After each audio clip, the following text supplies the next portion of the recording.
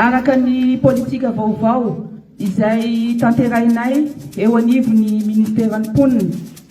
dia isaka ny zoma tahaka izao dia manao hetsika zoma ny fifanampiana izay rehetra mpiara-miasa eo anivon'ny ministera. Ka tonga eto izay androany amanga ianareo ray aman-dreny, ianareo havana izay eto anivon'ny boriboritany faharoa, sady hitondra an'ireto zavatra kely izay tsy natao ahafaka ny fahasahiranantsika fa mba etaetaponay hifanampiana aminareo satria asesiky ny fitiavana. Koa